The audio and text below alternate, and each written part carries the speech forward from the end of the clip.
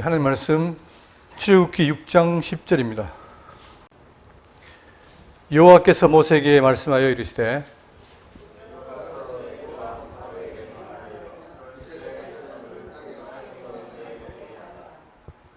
모세가 여호와 앞에 아뢰어 이르되 이스라엘 자손도 내 말을 듣지 아니하였거든 바로가 어찌 들으리까 나는 입이 둔한 자니이다.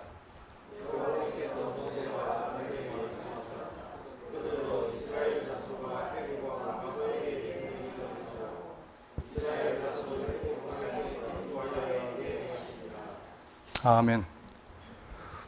우리 지난 시간에 하나님께서 지도자 모세를 소명했죠. 가서 바로에게 말을 했는데 바로가 오히려 그들의 일을 더 힘들게 하고 괴롭게 하니까 백성들이 원망했고, 그럴 때에 하나님께서 모세에게 나타나가지고 내가 직접 이끌어내겠다. 그리고 너희들이 바로 이끄는 여호와인 줄 알게 됐겠다. 이렇게 말한 거죠. 그러면서 이제 제2차로 선언하는데 그때 말할 때 모세가 듣지 않습니다. 9절 보시면 모세가 이와 같이 이스라엘 자손에게 전하나 그들의 마음이 상함과 가혹한 노역으로 말미암아 모세의 말을 듣지 아니하였더라. 이렇게 말을 안 들었죠. 그러나 점점 하나님께서는 백성들 하여금 모세의 말을 듣게 하고 2절을 통해서 하나님과 함께한다는 사실을 보여줌으로 인해서 그들이 점점 믿게 됩니다. 그리고 하나님께서는 그들을 출애굽시키는 일을 하게 되죠. 지금 우리 살핀 내용이 바로 지도자를 준비하시고 이어서 서민을 구속하기 위해서 10가지 재앙을 내리는 장면입니다. 그걸 하기 위해서 이제 모세를 보내는데 모세가 가서 다시금 바로에게 요청합니다. 그게 바로 본문인데 여기서 우리가 구절을 보셔야 되는데 한번 보시면 이게 이 도표 보시면 보십시오. 10절부터 30절 마지막까지의 내용인데 거기에 보시면 이 구조가 이렇게 되어 있습니다. A, B, B, M 이렇게 되어 있어요. 그건 무슨 말이냐면 10절부터 12절까지는 하나님의 명령을 하고 모세가 변명을 해요. 그리고 20절, 28절, 30절도 명령하고 변명합니다. 그 다음에 13절에는 하나님의 대리인 모세와 아론을 보내겠다 하십니다. 그리고 26절, 27절도 똑같이 말하고 가운데 이제 내용이 나옵니다. 이것은 뭐냐면 가운데 내용을 말하기 위해서 싸고 있어요. 그런 구조가 되는 거죠. 그러면 먼저 본문 한번 보겠습니다. 10절, 12절 한번 보겠습니다. 성경 보세요. 10절, 12절. 여호와께서 모세에게 말씀해 이르시되 들어가서 애굽 왕 바로에게 말하여 이스라엘 자손을 그 땅에서 내보내게 하라. 이렇게 했죠. 28절, 30절입니다. 28절. 여기 보시면 여호와께서 애굽 땅에서 모세에게 말씀하시던 날에 여호와께서 모세에게 말씀하여 이르시되 나는 여호와라. 내가 내게 이르는 말을 너는 애굽 왕 바로에게 다 말하라. 모세가 여호와 앞에서 아뢰되 나는 입이 둔한 자니오니 바로가 어찌 내 말을 들으리까. 이렇게 되죠. 또 13절 보세요. 13절. 13절 보시면 여호와께서 모세와 아론에게 말씀하사 그들로 이스라엘 자손과 애굽 왕 바로에게 명령을 전하고 이스라엘 자손을 애굽 땅에서 인도하여 내게 하시리라. 그리고 똑같은 내용이 26절 봅니다. 26절 보시면 이스라엘 자손을 그들의 군대대로 애굽 땅에서 인도하라 하신 여호와의 명령을 받은 자는 이 아론과 모세요.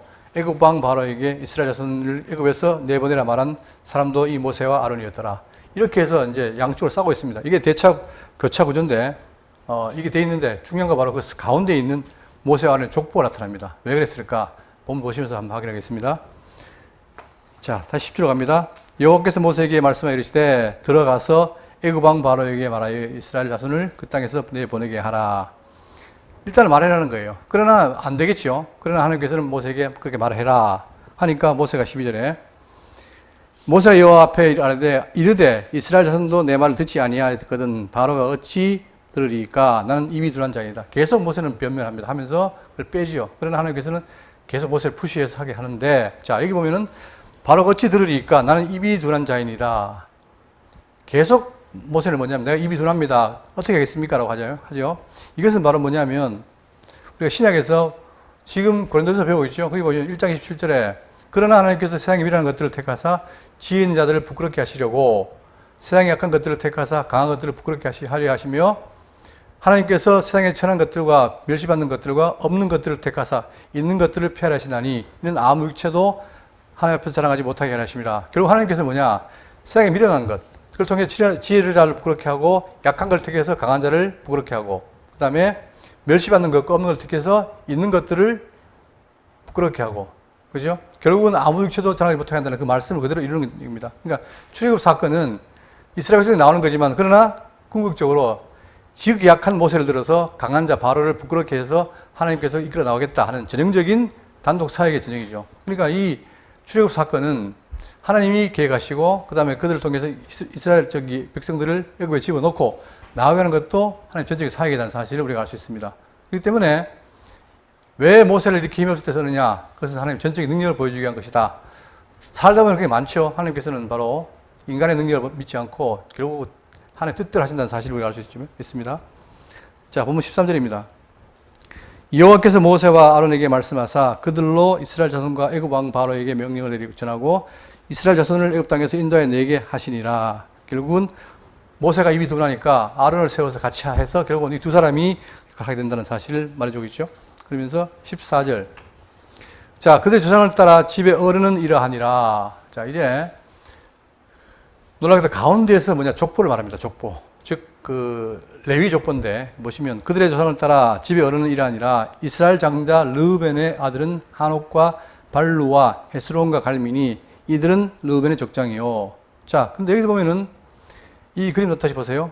이게 지금 야곱의 4아내와 12아들인데 자, 지금 레아에게 낳은 아들, 그가 4명이죠. 르우벤, 시므온, 레위다 아닙니까? 이 레위의 족보를 말하기 위해서 지금 앞에 먼저 순서로 르우벤과 시므온을 듭니다. 르우벤, 시므온이 중요한 게 아니고 그들이 이제 첫 아들, 둘째 아들이라는 사실을 보여주기 위해서 그래서 레위가 셋째 아들이라는 사실을 보여주기 위해서 지금 쓰는 것 뿐이죠. 그러면 자, 15절 르우벤, 시므온의 아들들은 여무엘과 야민과 오핫과 야긴과 소할과 가나안 여인의 아들 사울이니 이들은 시므온의 가족이요. 먼저 첫째, 둘째 아들의 르우벤과 시므온을 밝힌 다음에 자 16절입니다. 레위 아들들의 이름은 그들의 족보대로 이러하니 게르손과 고핫과 무라리요. 레위의 나이는 137세였으며 자 이제 이 중에서 12아들 가운데 레아의 자손인 세 번째 아들 레위가 나옵니다. 레위. 자 레위가 이 그림 보시면 지금 야곱의 아들 자 중에서 레아가 낳은 아들이 있는데 레아의 아들 중에 레위 중에 레위가 낳은 게 바로 게르손과 고핫과 무라리예요. 그 중에 요게벳이라는 딸도 있죠. 이 딸은 왜 중요하냐면 나중에 아므람이 결혼을 해요. 그러니까 자기 고모가 결혼하는 거죠. 그렇기 때문에 필요한데 자 레위가 게르손, 고핫, 무라리다. 이들이 장차 레위 자손으로서 나중에 제사일에 사용됩니다. 중요한 역할인 거죠. 근데 여기서 보면은 자 여러분 레위의 뜻이 뭔지 아십니까? 레위 연합이에요. 연합. 원래 레위는 칼을 쓰고 해서 이제 저주받았지만 그러나 이름이 연합인데 그 왜 연합이냐면 자 여기 보시면 자 레아는 실질적으로 야곱이 누구를 사랑했습니까? 레아보다가는 라헬을 사랑했죠. 그러다 보니까 이제 레아가 라헬을 낳았지만 자기 남편하고 관계가 별로 안 좋았어요. 그렇기 때문에 자기 남편과 완전한 연합을 이루기 위해서 노력했는데 레위를 낳음으로 완전한 연합이 된 거예요. 그래서 이름이 연합인데 이 연합이라는 것은 결국 뭐냐 이름을 뜻한 것처럼 지금 레위의 역할이 뭡니까? 장차 이스라엘 백성과 하나님 사이에 뭘 해요? 연합하는 일을 한다 이 말입니다. 즉 인간의 죄인인데 레위가 제사를 드림으로 인해서 하나님 앞에 나아가게 하는 길을 열었고 그들이 서로 하나님과 인간이 서로 연합하는 길을 그 일을 누가 한다? 레위가 감당하는 거예요. 그죠? 근데 그 아들이 누구냐? 게르손, 고핫, 무라리다. 이 세 족속이 중요합니다. 근데 여러분 이스라엘 12지파 가운데 유독 기업이 없는 데가 있습니다. 그게 누굽니까? 레위는 기업이 없죠. 그러다 보니까 각 지파에 붙어져서 그 지파를 통해서 땅을 얻어서 삽니다. 그죠? 이 그림 보시면 자 레위 아들 곧 게르손과 무라리와 고핫 자 그들이 있는데 이들은 바로 뭐냐 각자 성년 일을 맡다 보니까 기업이 없어요. 그래서 고핫 자손은 뭐냐 특히 고핫이 중요한데 고핫 자손들의 종족들은 성막 남쪽에 진을 치며 자 성막이 이렇게 있다면 이 전체가 있다면 이 중에서 북쪽, 서쪽, 동쪽, 남쪽인데 이 남쪽에 누굽니까? 바로 1지파가 진을 칠 것이며 자 여기 자 12지파가 있다면 그 중에서 가운데 성막 가운데 여기 남쪽에 고핫 자손이 있어요. 고핫 자손은 뭐냐면 그들이 맡을 것은 증거계와 성항과 등잔대 제단들과 성소에 쓰이는 봉사에 쓰이는 기구들과 휘장과 그에 쓰는 모든 것이다. 다시 말하면 성막 내의 일을 누가 합니까? 고핫 자손이 한다는 얘기예요. 그러니까 실질적으로 제사 드리고 하는 모든 일이 그래서 이 고핫 자손 가운데 뭐라 자 대제사장이 나오게 되겠죠. 자 그래서 레위의 나이는 137세였으며, 자, 먼저 레위가 있고, 그 다음에 아들, 세 아들, 게르손, 무라리, 거하시라는 사실 아시고, 17절이죠. 자, 게르손의 아들들은 그들의 가족대로 림니와 시므이요, 고아세 아들들은 아므람과 이스알과 헤브론과 무시엘이요, 고아세 나이는 133세였으며, 무라리의 아들들은 마흘리와 무시니, 이들은 그들의 족보대로 레위의 족장이요. 자, 여기서 이제 게르손과 고아 또 그들의 조선을 설명하고 있는데, 중요한 건 뭐냐면, 자, 18절 보세요, 18절. 18절에 보시면 뭐합니까? 고아세 아들들은 아므람과 이스할과 에브론과 으시엘이니, 요 고아세 나이는 133세였으며, 자, 지금 계속해서 레위의 족보가 나오는데, 이런 보세요. 1대가 누굽니까? 1대가 레위예요. 그 다음에 그 아들이, 자, 세 아들 있죠? 그 다음에 고아시고, 고아세 아들이 누굽니까? 아므람이에요. 그리고 아므람의 아들이 누구예요? 모세지요. 그러니까 아므람이 자기 고모 요게벳과 결혼해서 낳은 아들이 모세인데, 이러다 보니까 이게 몇 대입니까? 1대, 2대, 3대, 4대. 그러니까 하나님께서 약속하신 게 뭐냐면, 자, 창세기 15장 13절에 여호와께서 아브라함에게 이르시되 너는 반드시 알라. 내 자손이 이방에서 객이 되어 그들을 섬기겠고, 그들은 얼마 동안? 400년 동안 내 자손을 괴롭히리니 그들이 섬기는 나라를 내가 징벌할지며 그 후에 내 자손이 큰 재물을 이끌고 나오리라. 너는 장수하다가 평안히 조상에게로 돌아가 장사될 것이요. 내 자손은 몇 대 만에? 4대 만에 이 땅으로 돌아오리니. 그러니까 400년 동안 종로로 됐고 4대 만에 돌아온다고 했는데, 그때 바로 모세, 그죠? 레위, 그 다음에 레위 다음에 누구죠? 고핫, 아므람, 모세. 4대 만에 모세가 취업시키잖아요. 자, 이것이 바로 언약대로 된다는 사실을 보여줍니다. 그렇기 때문에 이 계보와 하나님 약속과는 친밀한 관계 있죠. 자, 그래서 4대 만에 돌아오리니 이는 아모리 족속의 죄악이 아직 가득하지 아니함이라 하시더라. 가나안 땅에 있는 7 족속이 있는데 그들이 아직 죄악이 가능하기 때문에 안 나왔는데 이제 가능했기 때문에 그들을 이끌어내서 가겠다 이거예요. 그러니까 이 하나님의 계획은 다, 자, 계획된 대로 섭리하시는데 그 때가 있는 거죠. 자, 그리고 여기 보시면 이쪽 복잡한데 20절. 아므람은 그들의 아버지의 누이 요게벳을 아내로 맞이하였고 그는 아론과 모세를 낳았으며 아므람의 나이는 137세였으며 이스할의 아들들은 고라와 네벡과 사글, 시글이요. 여러분 고라가 누구인지 아시죠? 고라가 누굽니까? 고라당 나오잖아요. 여기 보시면 이게 성경은 중요한 인물을 꼭 기록하는데 여기도 보면 이스라엘의 아들 고라를 기록합니다. 그 이유는 바로 뭐냐면 민수기 16장 1절에 레위의 증손 고아 손자 이스라엘의 아들 고라와 르우벤 자손 엘리압의 아들 다단과 아비란과 벨렛의 아들 온이 당을 짓고, 그게 당을 지은 거예요. 당을 지어서 왜 했냐? 함께 일어나서 누구를? 모세를 거스르니라. 자, 모세가 지도자인데 거스리면 안 되겠죠. 근데 이게 누구냐? 바로 고라와 온이 당을 지어서 모세를 거스르는 거예요. 나중에 나오겠지만, 자, 그러다 보니까 이제 어떻게 되느냐? 고라에게 속한 모든 사람과 그들의 재물을 삼킴에 그들과 그의 모든 재물이 산채로 수월에 빠지며 땅이 그 위에 덮이니 그들이 회중 가운데서 망하니라. 결국은 바로 지도자 모세를 그 대항함으로 인해서 결국 어떻게 됩니까? 다 망한다는 얘기예요. 그 역할을 바로 누구냐? 바로 이 고라가 하는 거죠.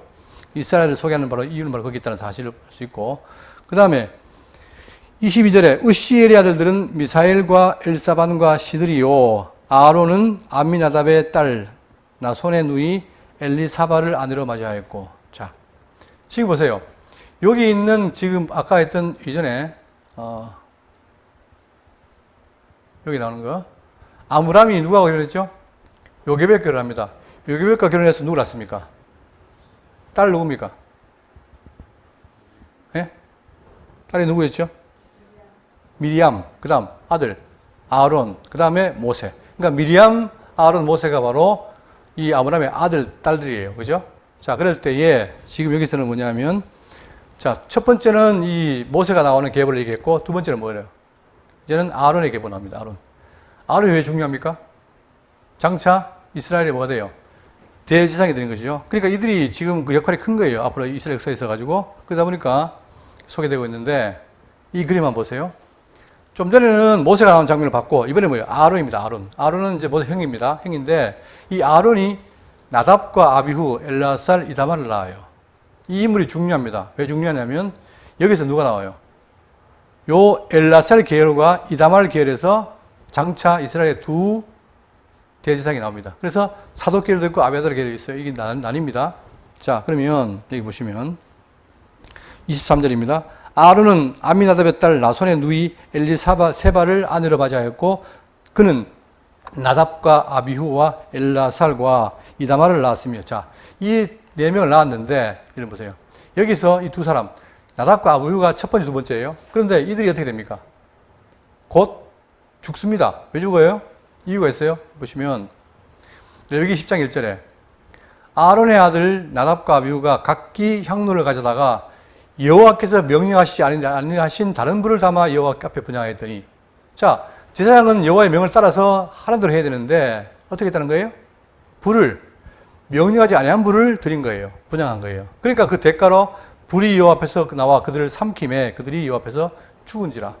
그러니까 네 명의 아들 가운데, 자, 나답과 아비후의 첫째, 둘째가 죽습니다. 남은 건 누굽니까? 엘라살과 이다말이 남아 있죠. 자, 그럴 때에 지금 여기 보시면, 자, 그러면 엘라살은 어떤 역할을 하느냐? 자, 아론에 이어서, 자기 아버지 아론에 이어서 엘라살이 이스라엘 제사장의 직을 승계해요. 민수기 20장 25절에 너는 아론과 그의 아들 엘라살을 데리고 호르 산에 올라 아론의 옷을 벗겨 그의 아들 엘라살에게 입히라. 아론은 거기서 죽어 주상에로 돌아가리라. 모세가 여호와의 명령을 따라 그들과 함께 회중의 목전에서 호르 산에 오르니라. 모세가 아론의 옷을 벗겨 그의 아들 엘라살에게 입히매, 결국은 대제사장직이 어떻게 됩니까? 승계되는 거죠. 누구에게? 엘라살에게. 자, 그러니까 중요한 인물인 거예요.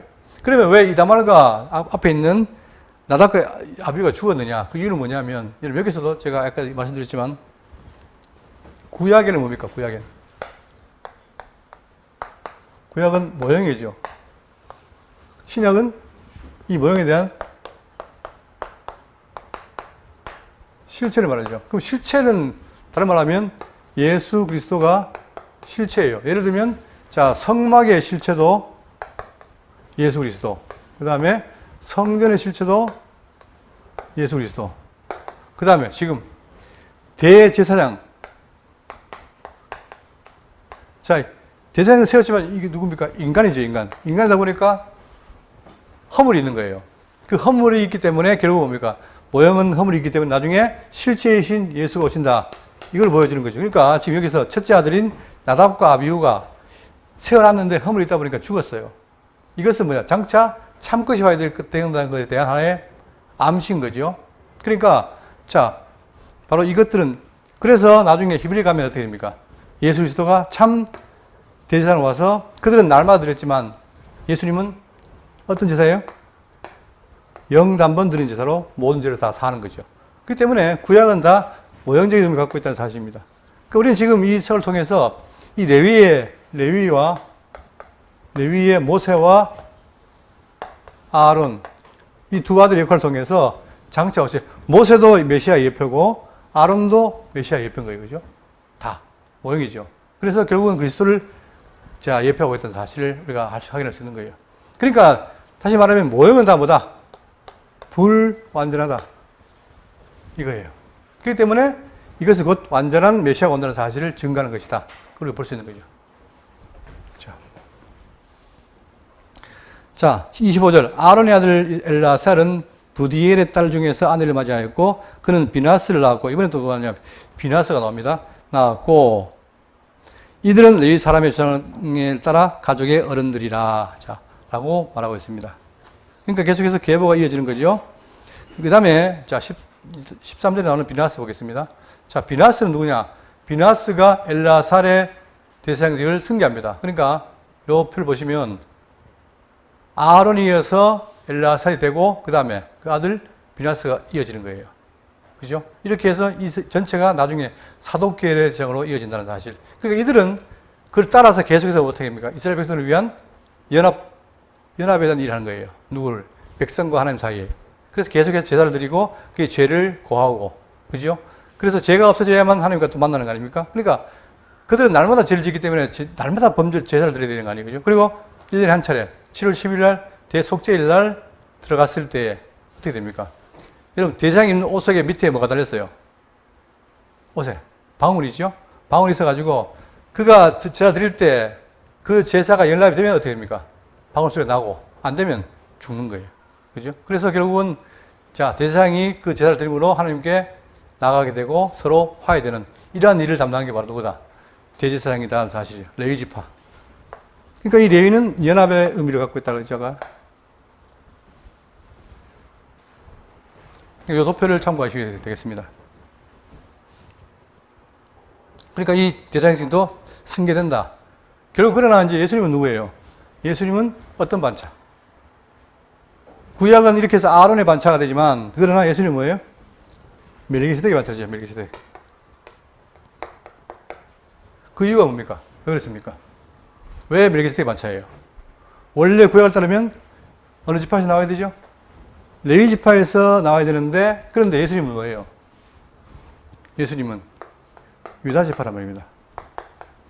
유다 지파이기 때문에 안 되기 때문에 예수님은 뭐예요? 멜기세덱의 지파를 따랐다라고 말하고 있는 거예요. 그래서 그분은 자 우리가 스가랴 배웠지만 장차 제사장과 왕이 하나가 되는 거죠. 누가? 메시아가. 그 말을 하고 있는 겁니다. 자, 26절입니다.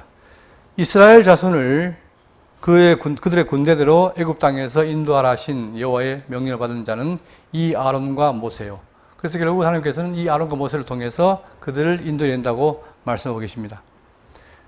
자, 애굽 왕 바로에게 이스라엘 자손을 애굽에서 내보내라 말한 사람도 이 모세와 아론이었더라. 결국은 이 모세와 아론이 자, 모세가 입이 자기가 두나무로 형을 통해서 같이 하게 된다는 거죠.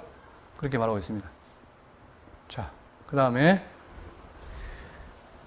애굽 왕 바로에게 이스라엘 자손을 애굽에서 내보내라 말한 사람도 이 모세와 아론이었더라. 그 다음 28절에 여호와께서 애굽 땅에서 모세에게 말씀하시던 날에 여호와께서 모세에게 말씀하여 이르시되 나는 여호와라 내가 내게 이르는 바를 너는 애굽 왕 바로에게 다 말하라. 다 말하라는 거예요. 왜? 그대로 이루겠다는 거죠. 모세가 여호와 앞에서 아뢰되 나는 입이 둔한 자이오니 바로가 어찌 내 아이 말을 들으리까. 처음에 안 듣겠지만 내가 어떻게 나중에 듣도록 만들겠다는 사실을 지금 말씀하신 거예요. 7장 1절입니다. 여호와께서 모세에게 이르시되 볼지어다 내가 너를 바로에게 신같이 되게 하였은즉 내 형 아론은 내 대언자가 되리니. 자, 지금 이 말이 중요한 말이 나오는데 뭐처럼 되게 한단 말이에요? 신같이 되게 하겠다. 아주 위험인 자가, 그러니까 처음에는 별발도 없었지만 그러나 지금 연약한 자를 들어서 하나님께서 뭐예요? 그를 신처럼 하겠다. 힘을 주겠다는 거죠. 여기서 보시면 자, 요 표현이 나옵니다. 자, 출애굽기 3장 14절에 하나님이 모세에게 이르시되 나는 스스로 있는 자 아니라 또 이르시되 너는 이스라엘 자손에게 이같이 이르기를 스스로 있는 자가 나를 너에게 보내셨다 하라. 그러니까 여호와가 나를 보냈다. 누구에게? 모세를 이스라엘 백성이 보냈단 말이에요. 그 말은 그러면 보낸 자가 누굽니까? 여호와란 얘기죠. 그러니까 능력 있는 분이 보냈다는 거예요. 자, 그러면서 시편 82편 6절에 보시면 내가 말하기를 너희는 신들이며 다 지존자의 아들들이라 하였으나. 자, 시편에 말하기를 너희는 신들이며, 그러니까 하나님 말씀 받은 자를 뭐랍니까? 신들이며 라고 표현하는 거예요. 다 지존자의 아들들이라 하였으나 하면서 요한복음 10장 35절에 성경은 피하지 못하나니 하나님의 말씀을 받은 사람들을 신이라 하였거든. 자, 보통 인간들은 신의 시킴 받는 자라면 그 본질에 있어서 뭐예요? 신이 아니지만 신처럼 취급하는 거예요. 그 말처럼 지금 아론이 뭐 합니까? 내가 자 바로 신처럼 하겠다. 같이 되게 하겠다. 그렇게 말하는 거죠. 바로에게. 그러니까 바로가 처음에는 무시했다가 점점 이 모세가 신처럼 보이는 거예요. 두려운 거예요. 그래서 결국 마지막에 장제장을 통해 내보내야 되지 않습니까? 자, 그럴 때 여기 보시면 아까 요한복음 10장 35절에 얘기했지만 하나님의 말씀 받은 사람을 신이라 하였거든. 요 말 오해해가지고 이런 말을 합니다. 요즘 여러분 이 말이 맞는 거 들어보세요. 내가 하나님의 말씀을 받으면 나도 뭐가 되고 그리스도가 되고. 들어보셨어요? 이런 말들이 지금 유행을 해요. 여러분 그런 말 성경에 없습니다. 내가 말씀을 받는다는 얘기는 내 속에 진리가 담긴다는 얘기지 그렇다고 해서 내가 진리가 담겼기 때문에 내가 그리스도라는 말을 써요. 이게 인전의 말은 뭡니까? 신화 사상. 신화. 인간이 신이 된다는 사상인데 성경은 신화 사상이 없어요. 그냥 신에 뭐가 됩니까? 신같처럼 된다는 얘기지 여전히 피조물로 있는 거예요. 그런데 이제 어떤 사람들은 뭐냐, 내가 하나님의 말씀을 받고 내 속에 진리가 임하면 그리스도가 된다는 말을 하는데 이것은 잘못된 겁니다. 그리스도 누구밖에 없어요? 예수님 한 분밖에 없어요. 근데 이제 내가 뭔가를 그런 영향을 받으면 나도 신이 된다는 사람을 말하는데 바로 이런 구절 때문에 이것이 신처럼 된다는 말이지 신이 아니란 말입니다. 그러니까 기독교는 철저하게 인간의 신이 되는 사상을 용납하지 않습니다. 그래서 중국의 워치만 같은 사람들은 바로 이 말을 하는데 이것은 잘못된 것이다. 자, 그러니까 신같이 되게 하였은즉 내 형 아론은 내 대언자가 되리니. 자, 내가 내게 명령한 바를 너는 내 형 아론에게 말하고 그는 바로에게 말하여 그에게 이스라엘 자손을 그 땅에서 내보내게 할지어다. 자, 이제 지금 이제 하나님께서는 당신의 뜻을 이루기 위해서 과정이 있는데 어떻게 하느냐? 이거 보세요. 자, 출애굽기 4장 15절 말을 다시 한번 반복한 거예요. 자, 너는 그에게 말하고 그의 입에 할 말을 주라. 내가 내 입과 그의 입에 함께 있어서 너희들이 행할 일을 가르치리라. 그가 너를 대신하여 백성에게 말할 것이니 그는 내 입을 대신할 것이요 너는 그에게 하나님같이 되리라. 결국은 지금 뭐예요? 하나님이 모세에게 말하고 모세가 아론에게 말하는데 하나라는 거죠. 우리가 아까 배웠던 것처럼 아버지가 아들에게, 아들이 우리에게 같은 유기적 관계처럼 그런 의미예요. 그러니까 자, 순서는 뭐냐? 하나님의 말씀이 모세에게 임하는 거예요. 먼저. 그리고 모세가 아론에게 그 말씀을 전달을 해요.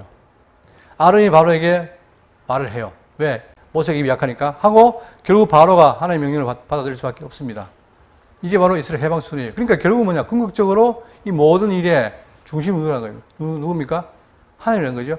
하나님의 말씀이 결국은 이루어진다는 거예요. 누구를 통해서? 사람을 통해서. 그러니까 인간은 뭐냐? 하나님의 말씀 전달하는 도구밖에 안 되지 그들이 힘이 있는 게 아니라는 얘기입니다. 그러니까 지금 우리가 자, 구약의 모든 것이 신약의 모형인데 지금 이스라엘이 애굽에서 나온다는 얘기는 뭐냐? 우리에게 뭡니까? 자, 이스라엘이 애굽에서 나온다는 얘기는 신약적으로 말하면 우리가 죄악된 권세에서 나온다는 거죠. 그랬을 때에 내가 죄에서 해방되는 것은 도저히 인간의 능력으로 된 게 아니라는 얘기예요. 오직 하나님께서 전적으로 당신의 능력으로 우리를 빼내는 거죠. 그러니까 이 모든 것은 나머지는 대언자다는 거예요. 대언자. 근데 사람들은 대언자는 인간에게 뭡니까? 힘을 실어주고 모세를 우러러보고 그래서 이스라엘 백성들이 누구를 찬양했어요? 모세를 앞세웠잖아요. 그러니까 예수님이 결국 모세의 법을 어겼다고 예수님을 처형했는데 그걸 보면은 결국은 이 모든 인간은 다 대언자고 사역자분밖에 안 된다는 사실이에요. 자, 그러면서 이제 3절입니다. 내가 바로의 마음을 완악하게 하고 내 표징과 내 이적을 애굽 땅에서 많이 행할 것이나.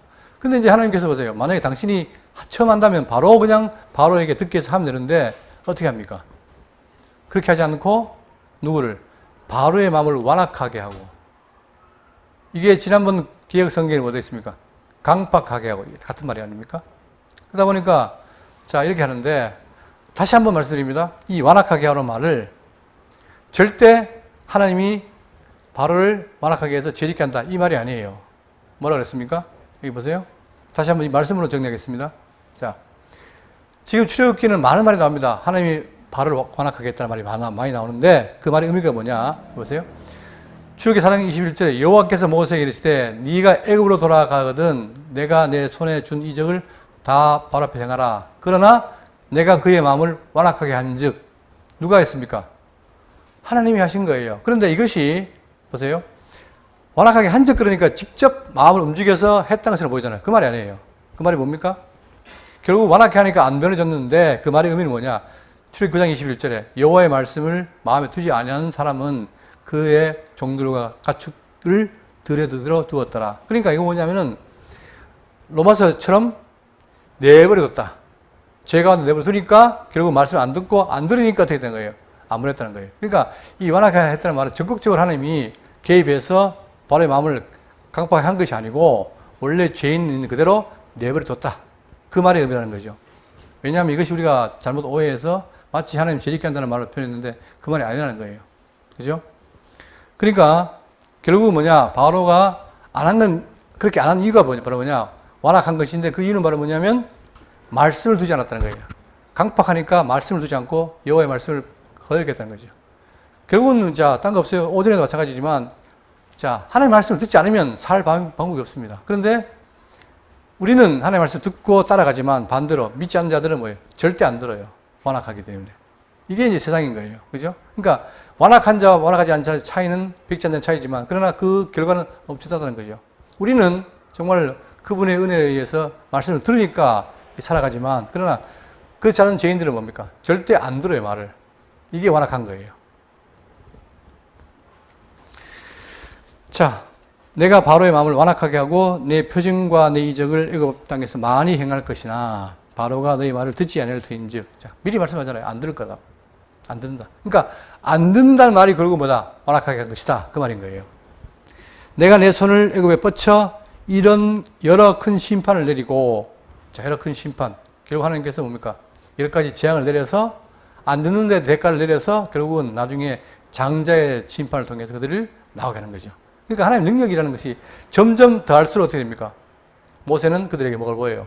처음에는 연약한 자로 보였지만 점점 그게 더해짐으로 바로는 모세를 뭐처럼 봅니까? 신처럼 보는 거죠. 마찬가지입니다. 우리도 이 시대에 살면서 우리가 하나님 믿고 살 때에 그 믿음이 강해질수록 사람들은 뭡니까? 일반 사람들은 믿는 사람들을 더 보게 되겠죠, 그렇게. 제가 이제 그 경험한 바인데, 여러분, 세상 사람들은 저 사람이 정말 하나님 믿나라고 처음에는 의심합니다. 그런데 그 사람이 살면서 믿는 모습을 보여주면 오히려 그들이 인정을 해요. 아, 정말 저 사람은 하나님의 사람 맞는구나. 그냥 폼이 아니구나. 실제로 그렇구나라고 믿어요. 그런 것처럼 우리가 잘 믿으면 남들이 손가락질하는 게 아니고 아, 저 사람 정말 신앙 있는 사람이다라고 남들이 인정합니다. 자기는 안 믿어도. 여러분 그런 경험을 더 하시기 바랍니다. 네? 그게 신앙인인 거예요. 폼으로 있는 게 아니고. 자, 그러면서 심판을 내리고 내 군대, 내 백성 이스라엘 자손을 그 땅에서 인도하여 낼지라. 여기 보시면 내 군대, 내 백성이라고 말하죠. 하나님께서 바로 뭐냐, 이들을 이렇게 표현하는데 나중에 민수기 가면 어떻게 됩니까? 민수기 가면 그들이 이동할 때 대열 정비를 하죠. 마치 뭐처럼? 군대처럼. 그래서 그들이 광야를 지나서 어디 갑니까?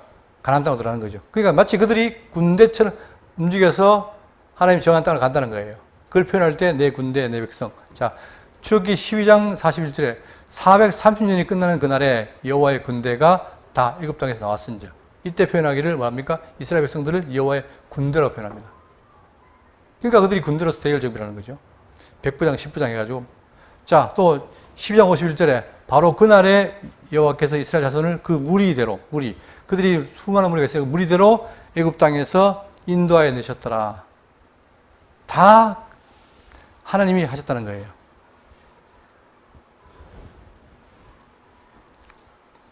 인도하여 낼지라 하신 분이 인도하여 내신 거죠. 그죠? 말씀대로 된 거죠. 5절입니다.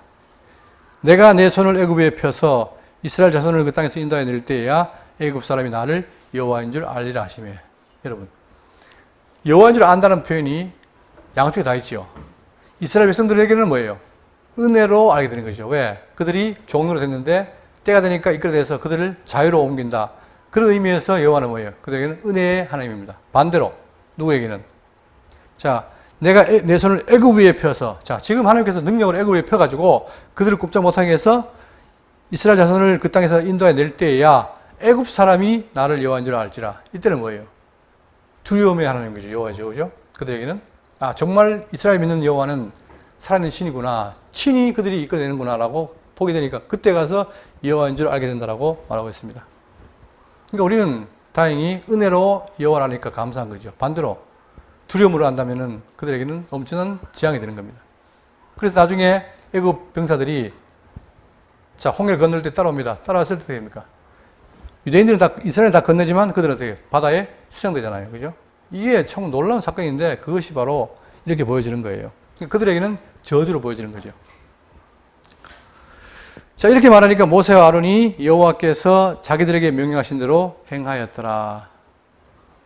자, 보세요. 이거 보시면 앞에서 어떻게 했습니까? 모세가 어떻게 했습니까? 나는 입이 둔한 자입니다 라고 뺐잖아요. 근데 갈수록 어떻게 돼요? 그 일을 행해요. 왜? 하나님이 자꾸 하시는 일을 보니까 아, 정말 하나님 능력을 하시는 걸 알게 되니까 그들이 힘을 내서 하게 됩니다. 그러니까 결국은 모세도 뭐냐? 모세도 연약한 모세를 하나님께서 어때요? 모세가 연약한 사람의 대표 아닙니까? 그런데 이 모세를 뭐처럼 신처럼 만들어가요, 하나님께서. 그러니까 사람의 어떤 주의는 뭐냐? 사람이 하는 게 아니라 하나님이 그에게 힘을 주면은 그가 뭐처럼 정말 신처럼 보일 정도로 그렇게 되는 거예요. 이를 통해서. 그죠? 그러니까 모세는 뭔가를 한 게 아니라 말만 전했는데 그 말을 통해서 하나님의 역사가 일어나니까 사람들이, 이스라엘 백성들이나 또 애굽 사람들이 뭐예요? 아, 모세는 대단한 인물이구나 하고 보는 거예요. 나중에는 모세 얼굴도 보기 힘들 정도로 굉장히 크게 보이는 거죠. 이게 누가 하시느냐? 하나님이 하시는 거예요. 마찬가지로 우리도 믿음의 상도함으로써 정말 내가 믿는 것이 정말 하나님을 믿고 그것이 남들이 인정된다면 남들이 볼 때 함부로 못하겠죠, 우리를. 아, 저 사람은 정말 신앙이 있는 분이구나. 그렇게 인정하겠죠. 7절입니다. 그들이 바로에게 말할 때에 모세는 80세였고 아론은 83세였더라. 우리가 알다시피 자, 모세가 40년 동안 어디에 있었습니까? 애국 왕국에 있잖아요. 그 다음에 또 40년은 미디안 광야에 있을 때 완전히 쪼그라졌죠. 그런데 그런 상태에서 하나님이 불러가지고 모세를 일을 시키는 거예요. 그러면 여기서 왜 그러냐? 왜 80세, 83세를 밝혔냐면은 이들이 왕성한 힘으로 한 게 아니라 어떻게 했다? 이들이 힘이 없지만 그들의 역사지 하나님께서 친히 역사심으로 이 모세와 아론이 힘이 없어도 그들이 친히 역사하시는 그 능력에 힘입어서 이스라엘 백성들을 애굽에서 이끌어내는 역할을 했다. 그것을 보여주는 거예요. 우리가 이걸 살필 이유가 바로 뭐냐면은, 이걸 보세요. 우리가 지금 현실 살지만, 우리가 보이는 건 뭡니까? 눈에 보이는 것 밖에 없어요. 그러다 보니까, 진짜 하나님이 하시는가, 안 하시는가, 모르잖아요. 그런데 성경을 보니까 똑같은 역사지만 그 역사의 배후에 누가 있다? 하나님이 계시고 그분이 역사하시더라. 그러면 우리가 지금 이걸 통해서, 여러분, 성경이 문법, 그 다음에 역사, 그 다음에 신학적 해석. 우리가 노력했지만 문법 속의 내용을 확인하고 역사를 통해서 하나님이 언약하신 것을 이루었다. 이걸 확인하면 어떻게 됩니까? 그러면 우리가 뭐예요? 신학적 해석으로 그 언약하신 하나님은 여호와이시구나. 그래서 그분이 살아계심이 확인되고 존재가 어떻게 돼요? 존재가 증명되겠죠. 물론 우리가 존재 증명하려는 거 아니지만 증명이 되니까 이 존재가 느껴지니까 우리 입에서 뭐 나와요? 여호와에 대한 찬양이 나오는 거 아닙니까? 그러니까 결국은 뭐냐? 우리가 성경을 보는 이유가 뭐냐면 바로 이거예요. 문법에서 신앙을 통해서 나타나신 하나님. 그분이 그때도 했지만 지금도 여전히 우리와 함께 한다는 걸. 이걸 우리 깨달아야, 느껴야만이 어떻게 해요? 우리 신앙생활이 힘이 나고 그런 거죠. 근데 안 보인다면, 안 느껴진다면 백날 성경을 봐도 뭡니까? 성경 거짓말 같고 이야기 같고 그런 거예요. 여러분 유튜브를 보시면 제가 권하지 않지만 유튜브 보면은 똑같은 목사인데도 어떤 목사는 정말 신앙적으로 보는 목사가 있고 어떤 목사는 전혀 비신앙적으로 성경을 이렇게 약간 비웃으면서 봐요. 뭐 부활하겠느냐 뭐 이런 식으로. 참 아주 애처로운데 그런 일이 있단 말입니다. 왜 그럴까? 바로 차이예요. 하나님을 알고 믿는 사람과 믿지 않는 사람의 차이는 커요. 제가 이제 대구에 있는 그 어떤 모임에 가서 신학적인 걸 배우고 있지만 거기 가보면은 학자가 중에도 신앙이 있는 학자가 있고 신앙이 없는 학자가 있어요. 학문적으로 하는 학자가 있어요. 그게 느껴져요. 제가 어떤 비판하는 게 아니라 보면 그래요. 이 사람은 학문을 하는 사람이 있고 정말 신앙을 갖고 하는 사람이 있어요. 그럴 때 신앙적으로 하는 사람들은 뭔가 느낌이 달라요. 그분은 정말 하나님에 대한 믿음과 그것이 느껴지고 그 간절히 붙는 게 있는데 그러나 학문적으로 하는 사람들은 그냥 이성적으로 할 뿐입니다. 그렇기 때문에 우리 신앙이라는 것은 이성적으로 그냥 하는 게 아니라 정말 깨닫고 느끼고 결단하는 그런 것처럼 우리가 그걸 그 내용을 통해서 정말 그분이 살아계신 여호와라는 사실 이게 필요한 거예요. 근데 이 해석이 쉽지 않죠. 이 날마다 해야 되는 거예요, 이것이. 그 제가 지난번에 저기 설교학 그 세미나 갔는데 그 교수님이 하는 말이 뭐냐면 성경 내용을 만약에 이게 성경의 수준이 5라면 5대로 보는 사람들이 적다는 거예요. 대부분이 1, 2에서 머문다는 거예요. 그렇기 때문에 그 차이는 뭐냐면 바로 이런 걸 통해서 우리가 신학적 해석을 해서 날마다 살아가면서 그분의 살아계심을 확인하고 믿는 것. 이것이 너무나 중요한 거죠. 이게 될 때만이 우리의 신앙이 커가고 그 다음에 우리가 광야 생활하면서 정말 그분이 살아계심을 아는 거예요. 그렇지 않으면 어떻게 됩니까? 나중에 다 나왔어요. 자, 출애굽합니다. 출애굽해가지고 광야에 나와요. 자, 광야에 나올 때, 그들이 뭘 경험합니까? 10가지 재앙. 이거 어마어마하잖아요. 그걸 경험했어요. 그 다음에 뭘 또 경험해요? 홍해를 건넙니다. 자, 이 홍해 건너는 게 일상의 일입니까? 아니죠. 놀라운 거예요. 10가지 재앙도 놀라운 거지만 홍해를 가만히 있는 바다가 갈라져가지고 지나갔다?